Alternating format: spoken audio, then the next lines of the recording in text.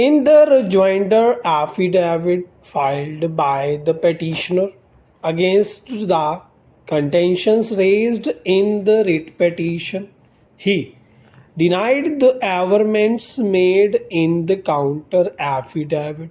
and stated that no demand notice was given to the petitioner, nor the allotment cancellation order dated 23/8/2006 was ever given to the petitioner, and no such documents have been annexed with the counter affidavit, and hence the cancellation order was not in the notice of the petitioner and is denied stop. The cancellation order was never served upon the petitioner. Only a communication regarding the said order was given by respondent number 2, on the basis of which he immediately applied for recall of the cancellation order on 24/8/2006 stop. Since respondents number 2 and 5 were not considering the recall of the cancellation order and were planning to take possession of the property of the petitioner, and thus he had to file the writ petition stop, it is apparent that they delayed the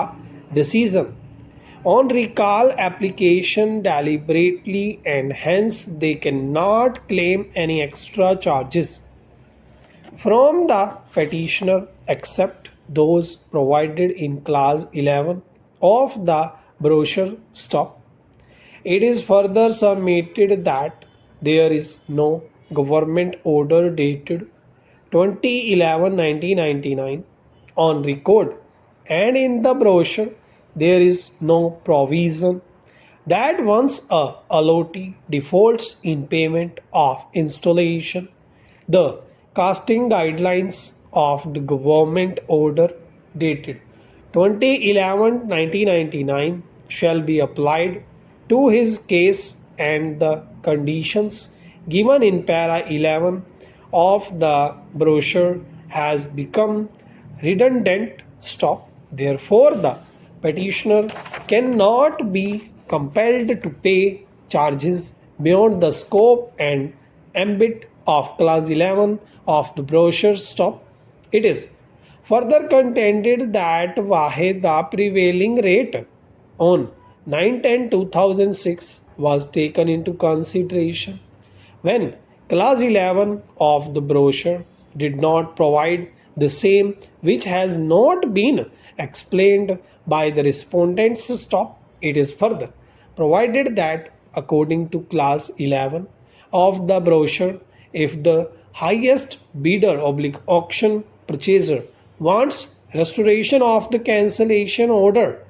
within 1 month from its cancellation, then he is required to deposit the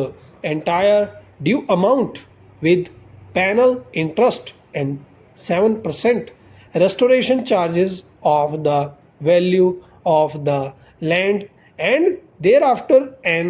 order of restoration of his allotment order shall be passed, and the remaining cost of the plot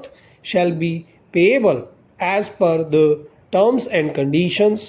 agreed earlier stop para. From the contentions raised in the accompanying affidavit to the writ petition in the counter affidavit and rejoinder affidavit, the main controversy which arises in the present writ petition is whether the parties who have entered into an agreement as per contentions of the petitioner wide annexure 2, and it is not denied by the respondents whether the parties of the contract or agreement are bound by the terms of the agreement as they were on the date of the execution of agreement, that is 1/2/2005 stop. Annexure 2 of the writ petition is that the agreement executed between the parties stop admittedly The agreement was executed in between Meerut Development Authority and the petitioner, a copy of which is annexed as annexure to the writ petition.